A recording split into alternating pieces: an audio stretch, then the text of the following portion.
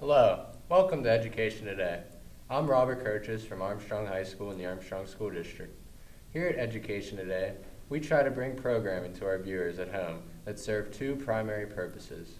First, we bring in guests from our school district to showcase the events, activities, and education that is taking place within the walls of ASD. We do this by showcasing school organizations and teacher-awarded grants. Second, we bring in community organizations to talk about who they are, what they offer, and where they can be found. This works as a great connection between the school district and community, and gives local organizations an avenue to be seen and heard. On today's show, we are going to talk about some future initiatives that are being planned for the communications courses in the Armstrong School District. Within the district, these classes are typically referred to as a TV production program.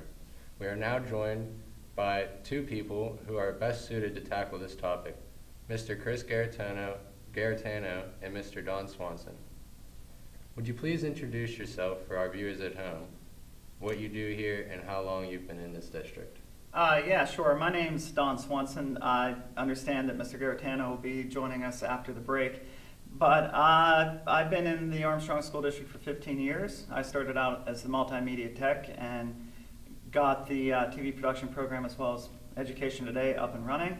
And then I moved into the classroom through the English department and teach English courses and multimedia elective courses such as TV production. All right, so tonight we are talking about future initiatives. What is on the docket, so to speak, in the world of ASD Communications Courses? Well, about 2 years ago, I wrote a new curriculum structure for the course, which alleviated the need for public speaking to enter into TV production by creating 2-semester courses, Media Literacy and Intro to TV, which you actually took. And that's slowly being phased in. A little bit of a hiccup here in so far as this is the year where we have kids such as yourself that took those classes, but also kids who didn't, who got in through public speaking. But that's what we're working towards, is to have a very distinct sequence of courses to be taken in order to get into it.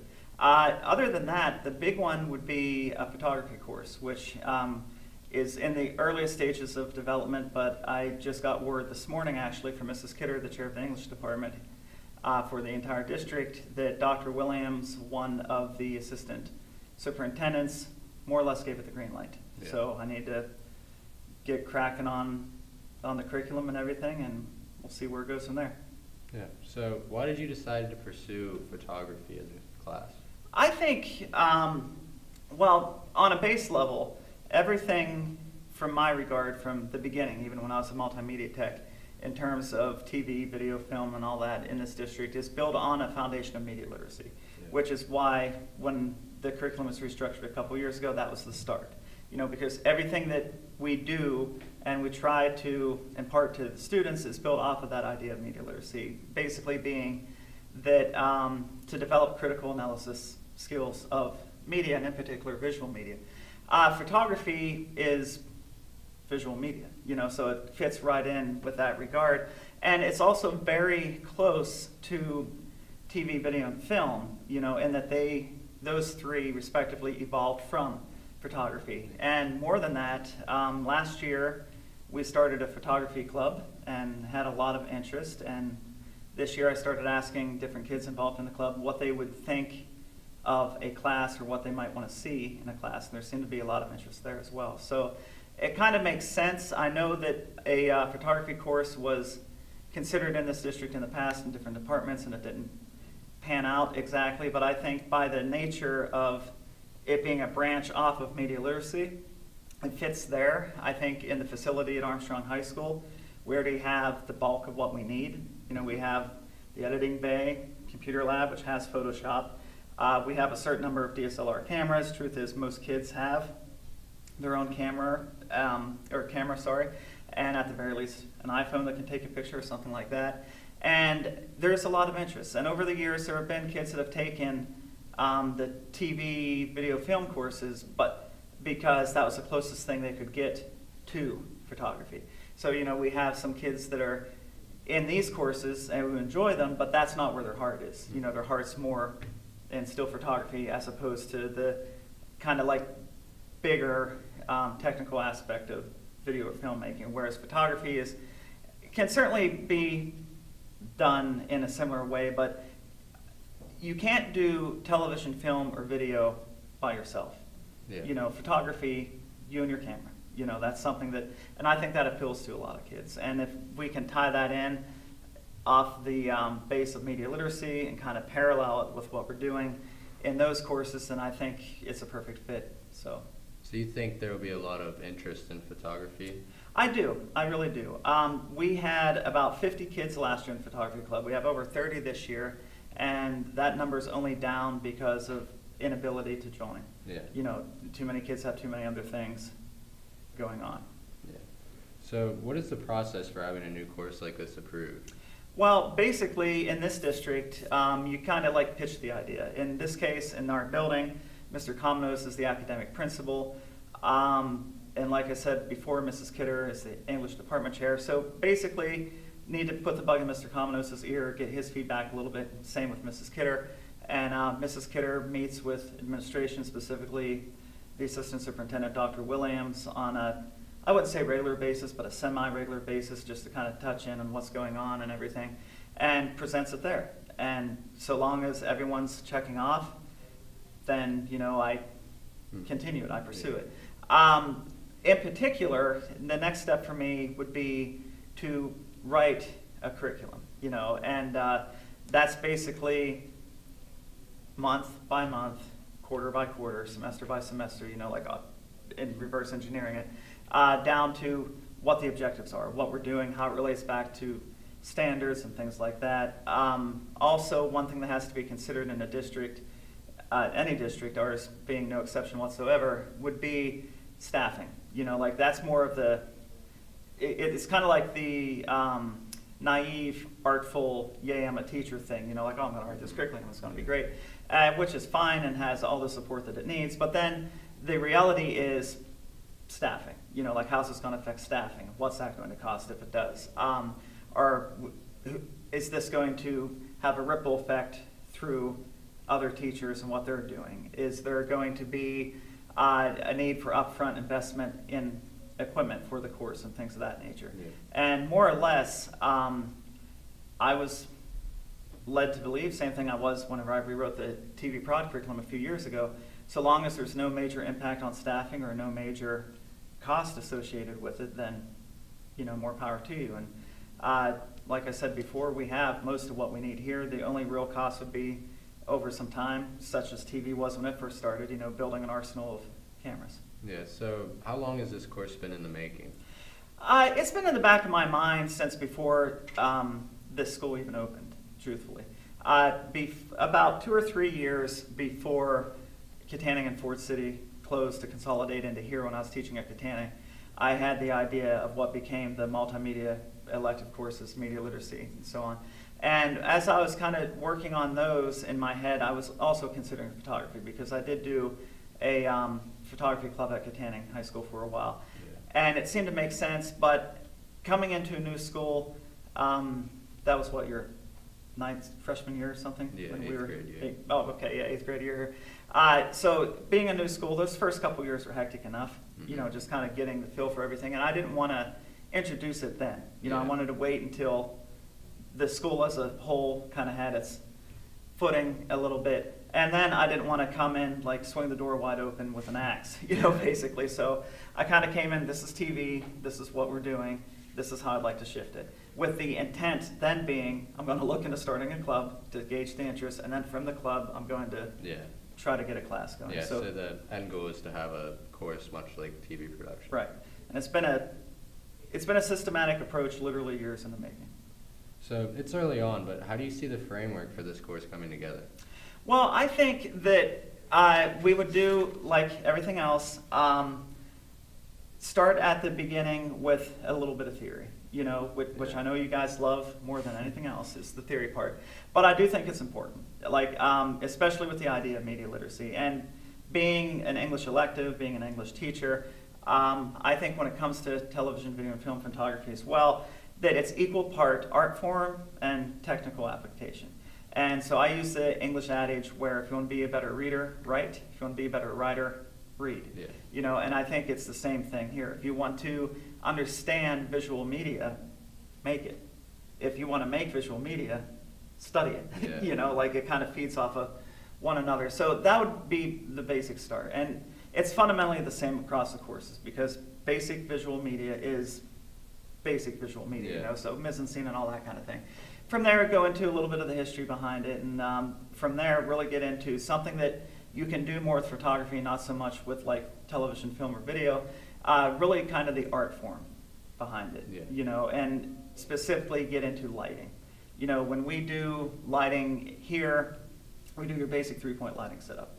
If you make it to the upper TV course, which under the new curriculum will eventually be called Filmmaking and Film Studies, you're getting into like a little more creative lighting, filmic kind of lighting. But with photography, it's all about light, you know, and it yeah. goes back to that fundamental nature of how film was exposed. So really get into kind of creative lighting, framing, and just this idea of telling a story in an image. You know, and that goes back to the base of media literacy and mise-en-scene, which you should have beaten in your head pretty well now. Yeah.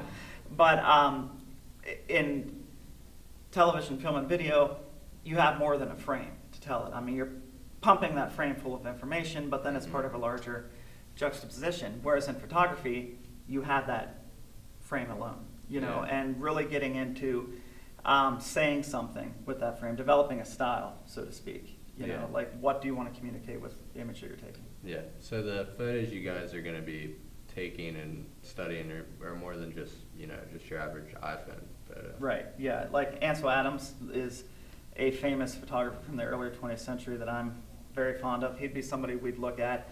Another thing we'd bring in as well would be digital manipulation through Photoshop, things like that. And we'd get into layering and all that kind of stuff, and just really concentrate on basically structure it, the base literacy and theory, the history, you know, the art form, the technical application, and then putting it all together to take a good picture. Yeah. And then what you can do with it once you have it, which would be, you know, forms of Photoshop editing yeah. and things like that. Would be the general run of the course. Yeah. So what is the goal for having this course offered? Well, initially it was going to be a little bit further ahead. I was just trying to get an independent study for next year, but if I can get it together fast enough, there may be, and I emphasize may be a chance that it could be offered next year. It does look promising that at the least it would be an independent study next year. Whether it's offered as a full course next year or not, we'll wait and see. But it has the blessings that it needs. So what is the ultimate goal or goals that you would have for the students in this course?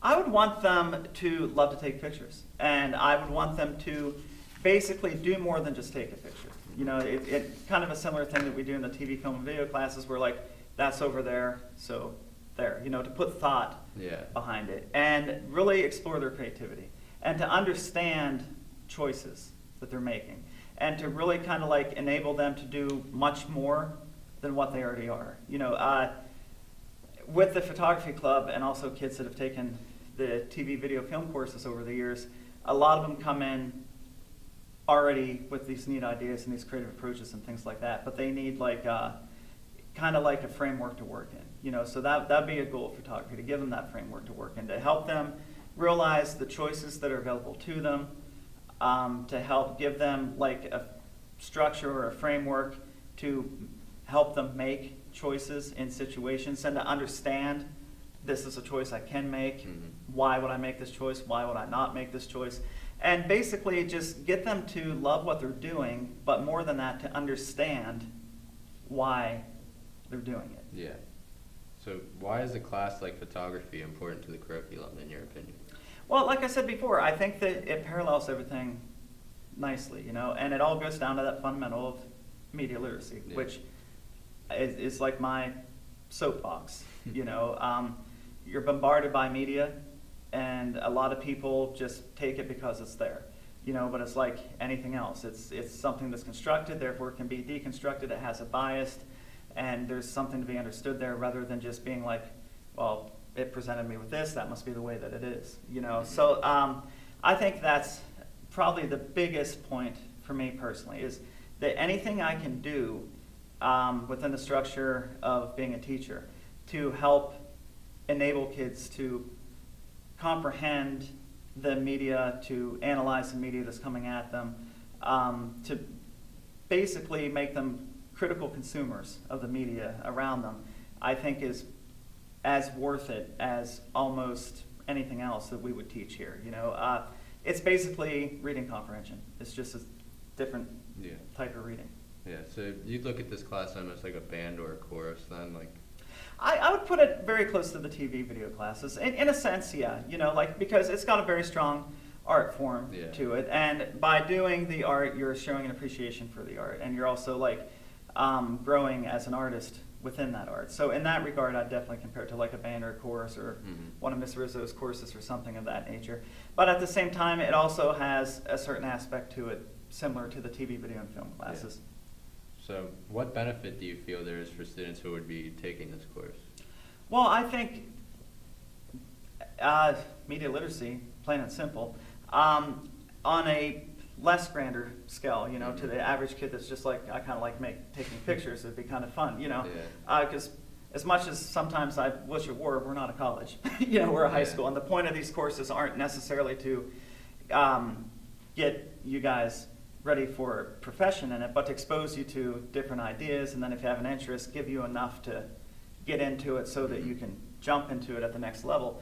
So on a base level of a kid that's just like, I like pictures, or I like taking pictures, my hope would be that they learn that there's a process to taking pictures, and they are then able to take better pictures themselves and have an appreciation for the images that they see, for those that take pictures, for the way that they take them, and to really understand that there's a message in that image. Yeah, so they can realize it's not just any old person going out and taking a picture of something Exactly, random. yeah. And be able to tell the difference between someone that's just like, stand there and smile, versus I'm going to try to make a statement here. Yeah, so what grades would be eligible to be taking this course? I would imagine, I don't think it would be, and again, we're in the very early stages, I wouldn't think it would be any younger than 10th grade. Most likely juniors and seniors, but I wouldn't think it would be younger than 10th grade. Is there any indication as to how many students might be interested in taking this course? Well, like I said, we had 50 kids in the club last year, and we're down to like 35 this year, but at least 10 kids have come to me and told me they're not in it just because they have too many commitments elsewhere. And of the kids that I talked to, like over 25 of them said they'd be very interested in this course. Yeah. And like any other new course, I wouldn't expect it to explode its first time, but it has a solid enrollment, say like 15 kids or so, and it gets a year behind it.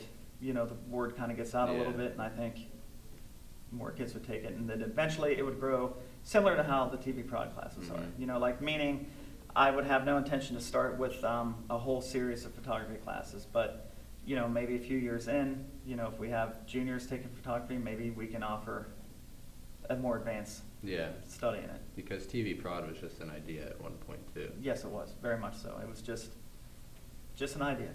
Exactly it, yeah. So would there be any prerequisites for this class? If there were one, it might be media literacy. But that's only a semester course, which would be fine. But that's something that I need to kind of like go over with. I'll probably go over that a little bit with Mrs. Kitters, Mr. Garitano. But if there were one, that would be, that'd be it. So are there any challenges you plan on facing when trying to start this course? Well, I think I think the biggest ones are probably dealt with at this point, insofar as I have the support of the people that I need the support from. So challenges otherwise would be probably scheduling, which is true of any elective. You're a pretty bright kid, you take challenging classes. I'm fortunate that I get you in these classes, but I'm sure along the line there's been classes that just didn't fit. And that becomes an issue. So that's just a club in and of itself. I mean, it's a club, but even then, kids are involved in so much stuff, they have to kind of pick and choose, and it's the same thing with courses as well. So I would think that scheduling would probably be the significant challenge that's left. Securing some more DSLRs, but we have avenues for that, such as the SD Foundation. I'd petition them for a grant to pick up some and things like that. But scheduling would probably be Yeah. the next big one. All right. Well, thank you for joining us today. We're going to take a short break, and when we return, we will be talking more about the future initiatives of the communications classes in the Armstrong School District. Stick around for more Education Today. It's hard to explain. It just became home. There are hundreds of majors and programs, bachelor's degrees to PhDs, small classes and faculty that really get to know you. Amazing internships and everywhere programs that help to find a job that is right for you. It's what IUP is about, a commitment to your success. See it for yourself. Visit us, Indiana University of Pennsylvania. Find your success. Okay, we're back with Armstrong School District's Education Today. Tonight we are talking about the future initiatives of the communications classes in the Armstrong School District. So, we know there is a photography club. What does this club do? Well, the photography club, basically, we just meet together. It's almost like a pseudo class. You know, we have themes that we give amounts of time to, and kids that want their work displayed outside of the suite here will submit the themes and we'll vote on them. Yeah. We are going to be doing another photo booth at the volleyball tournament to try to raise a little bit of money. We want to take a trip, like maybe to the War Hall or something like that in Pittsburgh, and while we're there, have a chance to maybe do some cityscapes pictures. We're going to, in the spring, try to bring in a professional photographer to talk to them, go over like things like Photoshop, you know, like things like that. So we're basically kind of like an unofficial class of sorts, you know. So it's a good pilot for what we've been talking about the first half of the show. Do you see a crossover between the club and the class, and how would that work? I would think so, and kind of the same way that, you know, TV production is a class and a club. The one thing with photography in particular, though, I think that we, as a class more so than a club, but would certainly be some kind of way to work it together, and maybe like a subset within the two. Right. Work with newspaper and yearbook, you know, Yeah. to take care of those kind of things. Yeah. So, when does this club meet, and who can join exactly? The club as it stands now is open only to senior high students, grades 9 through 12. We meet at least once a month, and it's usually right after school in my classroom or the suite here. What do you do during these meetings? Whatever's going on. You know, we talk about our theme, we plan what we're going to do next. Basically, with the club, there's been a lot of feedback finding where the kids' interests lay. You know, that's how we kind of came along with, we're going to bring in a professional photographer. And we talked about the type. You know, do you want somebody that does like senior portraits, or do you want someone that does more like artistic stuff? Like if it's artistic, what kind? You know, like kind of like expressionistic or landscape and things of that nature. Yeah, and I mean, like even the last meeting, we talked about other photographers to actually follow. Some of them, I know the ones that we're talking about potentially trying to bring in are on a larger professional scale level. But you know, there are other ones too that I've found over social media, and of course social media is the biggest way that everybody's being seen in the art that they're doing, and photography is certainly one of those arts. But you know, we talk about different photographers as well that they could follow and maybe pull ideas from.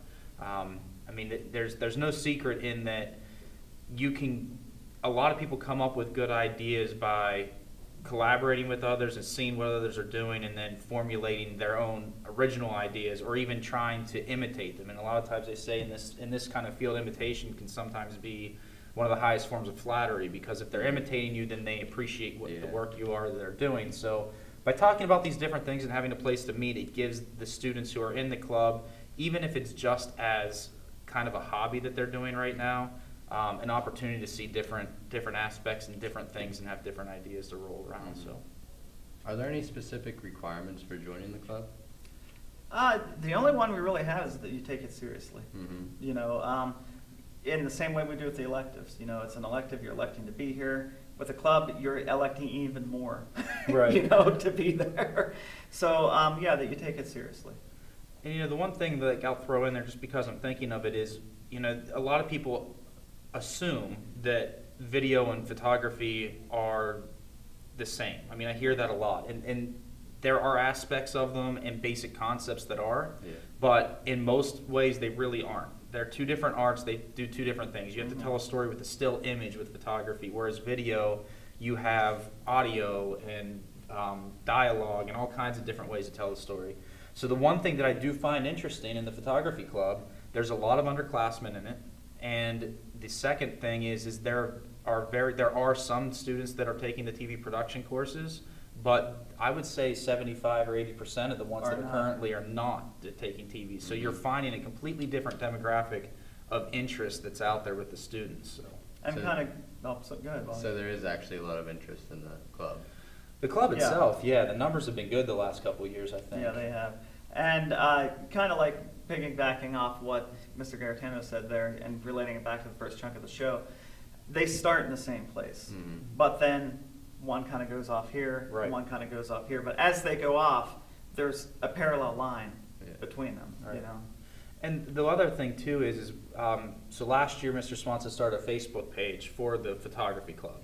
And one of the things that's kind of neat is we've had some students already, both that were former students that never even attended this school actually, that are still around, and then students who have graduated that were in the club last year, that they can still collaborate and post pictures within that club. It's a closed group, but if you're a group member, you can still post things that you're doing. And again, it's just another one of those avenues for other students or graduates that the current students might know, and they're all collaborating together. And so it's kind of neat to see. I know a couple of them recently posted some things in there. Harry Woodside just put some pictures on. Yeah.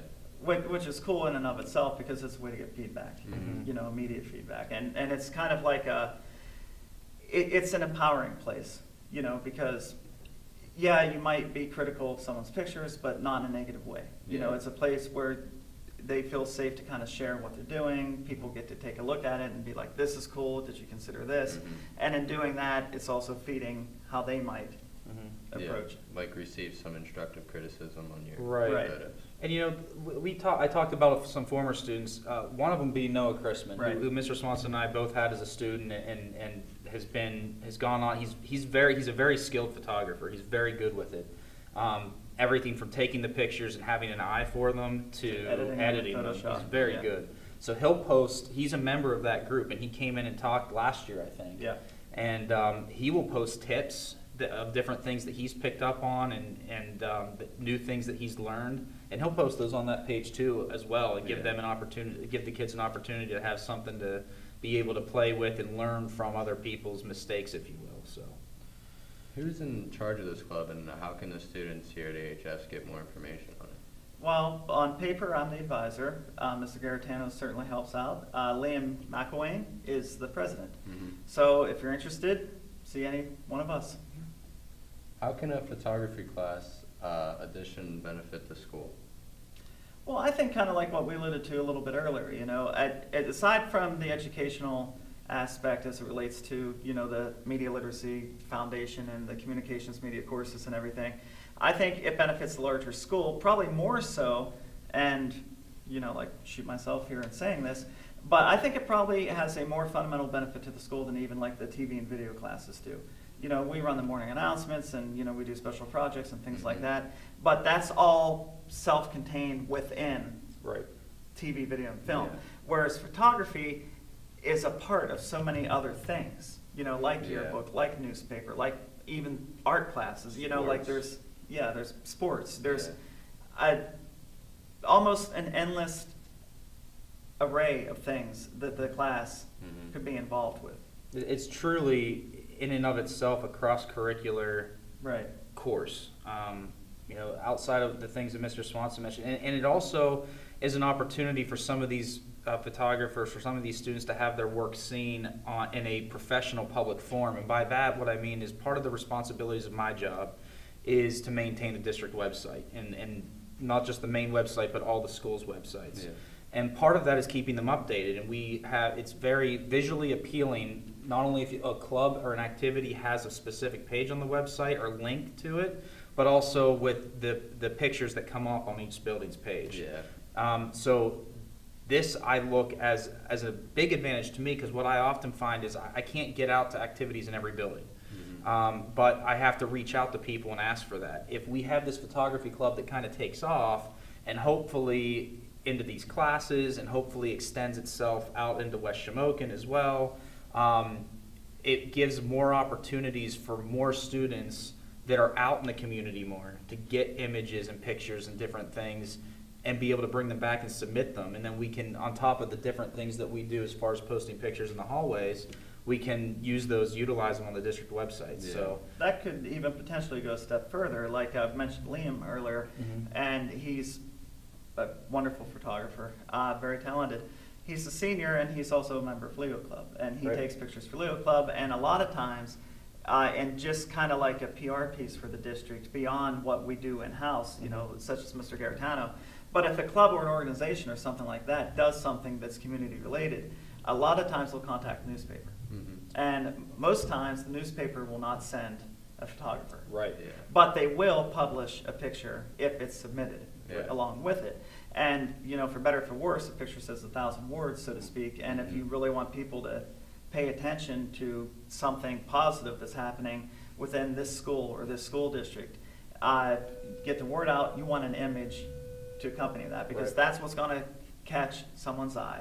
That's what's going to get them to then look at the story, and that's what's going to get your message out there even more. Right. Do you see a crossover between the photography and the TV production classes?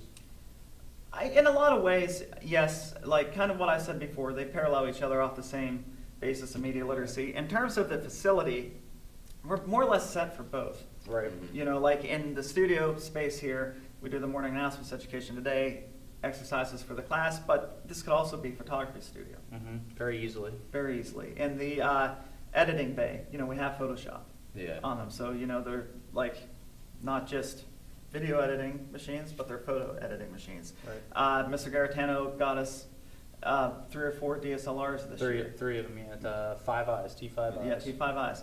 And those can be used, you know, for kind of like DSLR cinematography, for more like the film side of the TV video film thing, and obviously for photography, you know. So in terms of the equipment, yeah, I mean, there's almost total crossover, you know, aside from all the audio stuff, because that doesn't matter for photography. Right. But in terms of like the base equipment, you know, it can go one way or the other easily. So would you say the curriculums are pretty similar then too? I would think that like the base structure would be in terms of the fundamentals, you know, like the theory, the history, the application, the practice, you know, in that sense, yeah, they'd be very similar. And, you know, the parts of those overlap, but when you really get into the practice, you know, like Mr. Garitano was saying earlier, they start at the same place, and like I said, they take off, but they do parallel one another.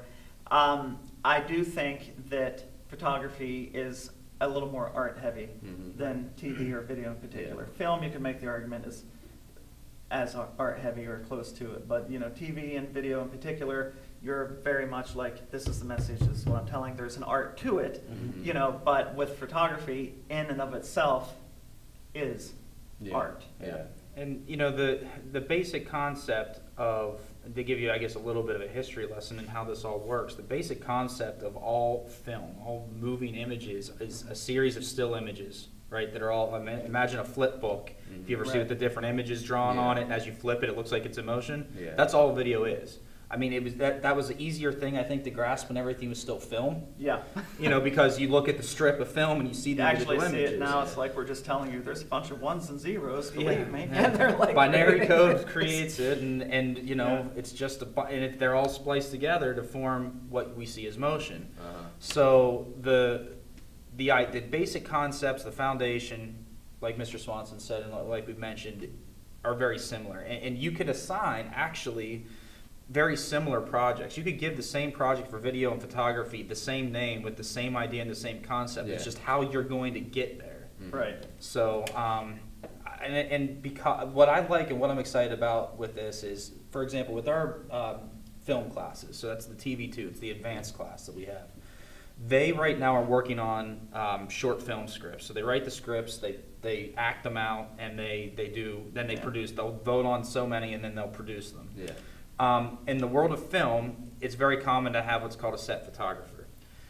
Now, where I see a natural connection forming here, I mentioned earlier about how a lot of the photography students are not in the current TV production curriculum.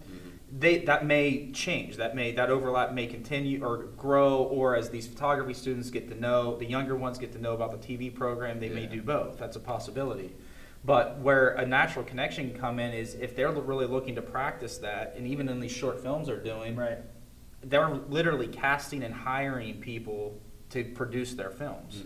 So that could be a natural connection where they come over and say, hey, will you come be the set photographer? And it's a natural progression, especially for the students who really are looking at going forward after graduation in some kind of field related to this. It gives you honest, real working experience, and that's invaluable. And that's one thing that we pride ourselves on what we do in this school district. We've had plenty of feedback from college professors coming to us and saying, what are you guys doing? Because we have students coming in that are bored because we're basically covering stuff they already know. So that I took as a form of flattery, especially for how Mr. Swanson's got the curriculum written and how it's been executed across the board, district-wide. So. Speaking of the TV curriculum, I hear there are some changes coming. Can you talk about what's on the horizon? Yeah, so the biggest change, the biggest change made so far this year is our audio setup. So we used to have all lavalier mics and wireless lavalier mics. The studio's still wired for that in case we would ever have to go to it, but the wires would break down and get run over by the chairs and get stepped on, and we were fighting with audio all the time. It was a constant battle over which cord is working and not. And microphones are not easy to replace. In a setup like this, it needs to be as professional as you can make it within reason. So this year we went to boom poles. They're all on dollies, so to speak, and they're suspended kind of above our heads. You guys can't see them right now, obviously, but they are very high. They're, I'd say mid high as far as the quality. So that was upgrading the audio in the studio, and we can move them all over the studio, and that eliminates the need for replacing. Hopefully these will last longer because there won't be as much wear and tear on them. The second thing that we're looking at doing, hopefully in mid to late January, so how you're seeing us bounce back and forth in the cameras right now. Can I drum roll this? Yes. It's a TriCaster system. So there's been some different technical glitches and things that we've had to work on over the 3.5 years down here, and they've been maddening at times. And it took us. They're fine. Oh, well, yeah. Sarcasm. So it took an awful lot of troubleshooting to finally determine and eliminate. We had to backtrack through all the cabling and everything, and we were able to determine last year what the issue was. So I started writing some grants, and we were able to get some funding in place. And what the plan is, we're going to replace the system that is how you see us switching now with an upgraded system from the same company that will eliminate the technical issues, the glitches that have been causing us problems. The biggest example being, if I may, when it's recorded off here, there's a black strip, like a crop automatically on the right side of the frame, which just isn't right. There's also the building, Mr. Garetano, when this building was being built, was short of work and wiring, so we'd be able to remotely film in the auditorium, the basketball court, the gym, this new stadium, and it's not compatible with this device, so those are things that... It basically just goes back to it really was a small oversight, but it causes big problems. So this new system will allow us to eliminate the cropping issue, so we don't have to fix that in post-production editing. And we can feed video and audio back and get it into the studio, but the quality is very grainy. It's not I mean, we've done it just so that we have it, and we work with the musicals specifically, where we feed that video back to the studio so then we can broadcast it through the whole building. And that way the actors and actresses can be in the classrooms down by the stage, and they know where they're at. They get cues for when they need to go out on stage instead of the old way, which is like, hey, get over here, we're on this line.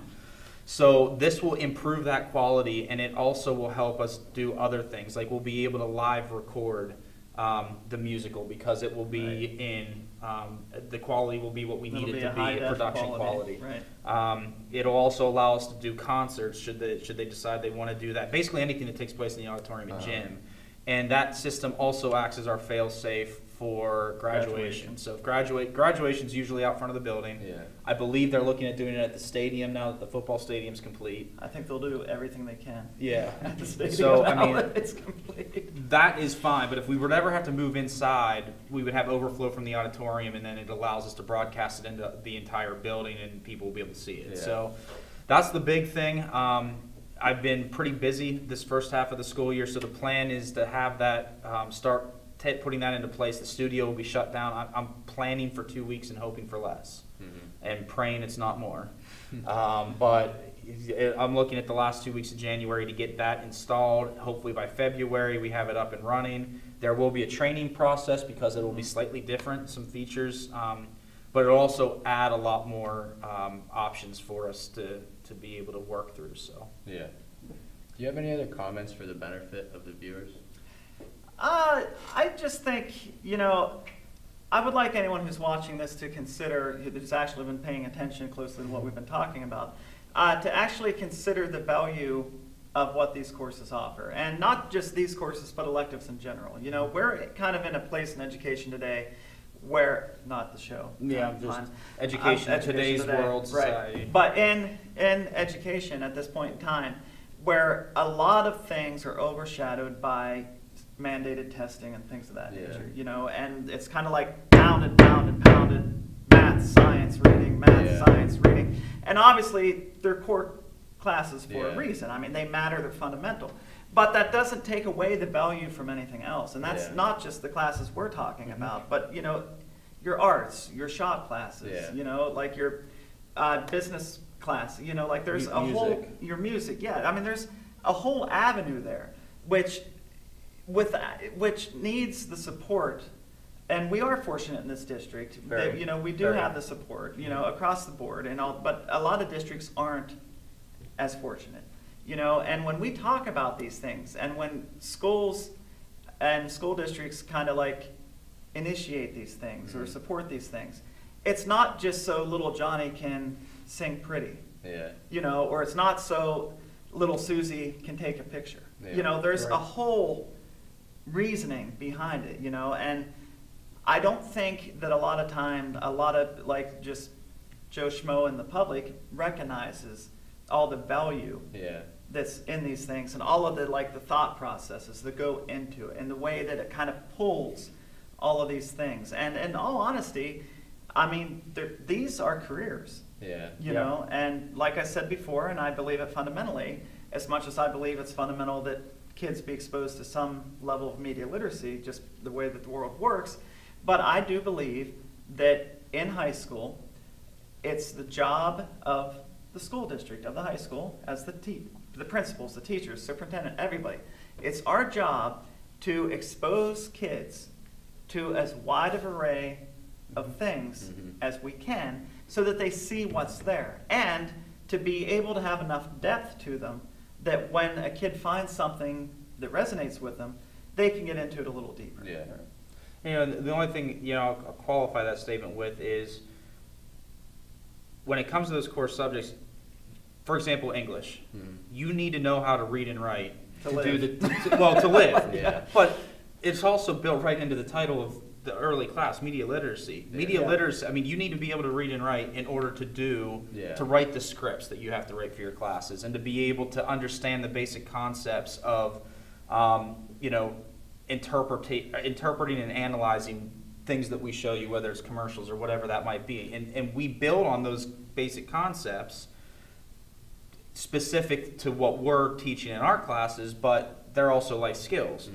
Math, you need to know your math really to be able to learn music because you need to be able to keep count, you know? So yes, these core classes are extremely important. They need to be They're core for a reason. They're core for a reason. They're core courses for a reason. We're just taking those concepts and building, and Mr. Swanson couldn't have said, we have great support across the board from central office, the whole way down to the building level administrators, to generally speaking, the educators that we work with in the schools. So that's great. We have people in the outside communities. I work as part of the ASD Foundation, and we have a grant specifically designed to be to go to grants that are math and music related. We had another one once upon a time that was a scholarship specifically for a student who wanted to go in to music. So there are a lot of those, or shop, I think, too. Mm-hmm. So there's a lot of this support from the community, and I haven't heard really negative feedback really from anything that's going on with the arts in our district in a really, really long time, which is nice. But we're providing a service to you guys, and I think you can speak of it in some of the classes you've had, that helps you really live for the 21st century. Yeah. It builds upon your core skills that you already have, and may even lead you into the career field you go in. I mean, I owe where I'm at, honestly. My dad was an educator, and he helped support me, but I had TV production offered to me my junior year in high school. Mm-hmm. That was 2001, okay? I had no idea at that point in my life what I wanted to do with my life. Mm-hmm. I took TV production, loved it, and decided to go into communications because of it. And from communications, I met other people in there that said, you know, I want to go, maybe change my direction, say I want communications, but I want to be in education doing it. To the point where I'm at now. So there's an example, and I know we've had other examples of students who have come and gone that went into the field because they took this class not knowing what it was and enjoyed it. So, and it's like that with arts. It's like that with all of them. It really is. So if there is questions about anything that we're doing, or ways that the community, for anybody who's watching it who thinks that they might be able to help us out with anything, or has an idea, or knows a photographer or a videographer, and you know, I'll even advocate for all the programs in our district. You know, contact us. I'll get you in contact with the right person if it's not us. But if you have something going on with your organization, maybe you need some PR, whether it's a picture for advertisement you're doing, or maybe an intern of sorts. Find a student who's maybe serious intern about it. I mean, every elective program here has at least one or two students that it's their thing, you know, that are hungry for those kinds of experiences. I mean, we basically interned art students a couple of years ago. I interned art students down here to be able to do. We have a blank wall out in our media suite Got the logo out there. And I said, you know, I went to the art teacher, Mrs. Rizzo, and I said, do you have any students who you think might want to do this? I wanted to have the Riverhawks logo painted there, and 2 seniors that year came down and painted it on there. So, you know, I like to see different ways that we can all work together to make it work. So if there's something that someone thinks that they can help us with, offer one of our students who, whether it's an internship or whatever, you know, reach out to one of us, or both of us have contact information on the school district's website, specifically Armstrong Junior Senior High School under the teacher directory. So I think I would just leave it with that and appreciate the opportunity to come in and kind of promote what we're doing. Hopefully promote a little bit about the arts in general, and you know, hopefully next year at this time we're doing another show talking about how photography has been going for us. So, yep. My last closing, I was thinking of this as Mr. Garatano was talking. Basically, your core subjects give you the information that you need. Yeah. You know, and the electives, in some shape or form, allow you to express that knowledge. right. And that's where they matter, and that's regardless if it's TV, film, or video, or art, or wood shop, or metal shop, or band, or chorus, or something like that. And just one other thing, we're both English. I mean, Yeah. he's an English teacher. I'm getting there. I just finished doing. In fact, I'm teaching some English classes this year with another teacher. So it's not like we're, you know, we understand the importance, and we're in there too. Yeah. It's just we're really fortunate to be able to teach classes in a subject that we went to college for, And see that we how they love, relate you to know? one another. Yeah. So. Well, that's our show for today. I'd like to thank our guests, Mr. Don Swanson and Mr. Chris Garatano, teachers in the communications curriculum, for being on the show. Big thanks also to our film crew of Armstrong High School, led by their teacher, Mr. Don Swanson. Please join us again next week for another look at the Armstrong School District. For updated news and information, the district, please visit our website. Have a great day.